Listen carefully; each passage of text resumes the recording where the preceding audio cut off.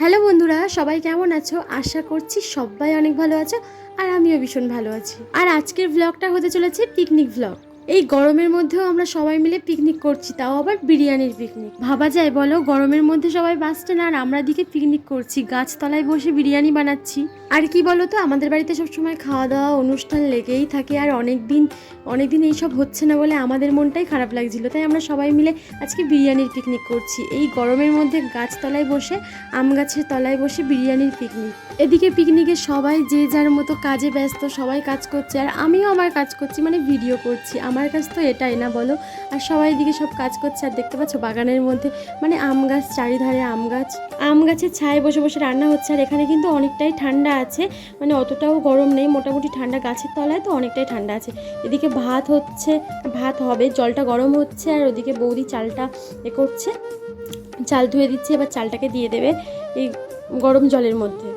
আর এই বিরিয়ানির রেসিপিটাও আমি তোমাদের সঙ্গে শেয়ার করব, খুব তাড়াতাড়িই করব। বিরিয়ানির রেসিপিটা তো শেয়ার করব, আর এর সঙ্গে যে বিরিয়ানির চিকেন কষা ছিল ওটার রেসিপিটাও শেয়ার করব তোমাদের সঙ্গে, দুটোই রেসিপি শেয়ার করব। আর বিরিয়ানিটা না জাস্ট দারুণ হয়েছিল। বিরিয়ানিটা বানিয়েছিল আমার দাদা আর ছোট বৌদি, মানে বড়দা আর ছোট বৌদি মিলে বানিয়েছিল।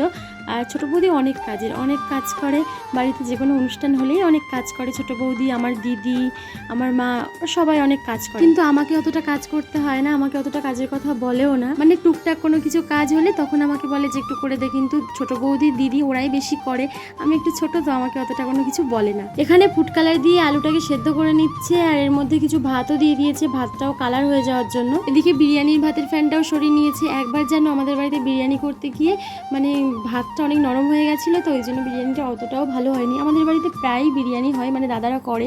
তো কি বলো তো, আমি এইসব বলো রান্না বান্না পারি না, মানে এইসব বিরিয়ানি রান্না করতে পারি না। তো আমাদের বাড়িতে যখনই হয় ছোটো বৌদি করে, নাহলে দাদা করে, বড়দা করে। আর বিরিয়ানির জন্য যে চিকেন কষাটা হয়েছিল না, চিকেন কষাটা এতটাই সুন্দর হয়েছিল, মানে শুধু ভাত দিয়েও খাওয়া হয়ে যাবে, এতটা টেস্টি হয়েছিল এই চিকেন কষাটা। এই রেসিপিটাও আমি তোমাদের সঙ্গে শেয়ার করব। আর আমার বড়দা কিন্তু দারুণ রান্না করে, ভীষণ সুন্দর রান্না করে। আর আজকের বিরিয়ানিটা এতটাই ভালো হয়েছিল, দোকানের বিরিয়ানিকেও হার মানাবে। এরপর আমি, জামাইবাবু আর বৌদি তিনজন মিলে চলে এসেছি বাগানে, জামাইবাবুদের বাগানে। এখানে হচ্ছে আমরা কলাপাতা নিতে এসেছিলাম, আজকে কলাপাতায় বসে বিরিয়ানি খাবো। আর এই বাগানটা হচ্ছে আমার দিদিদের বাগান। আর দেখো পুরো ভুতুরে বাগান, চারিধারটা দেখো পুরো ভয়ঙ্কর। আর এখানে কিন্তু শিয়ালও আছে, ওই দিকে মানে পুকুরের ওই দিকে হয়তো শিয়াল টেয়াল আছে। আমাদের এখানে প্রচুর শিয়াল, সন্ধে হলে মানে শিয়াল এত ডাকবে তোমরা থাকতেই পারবে না।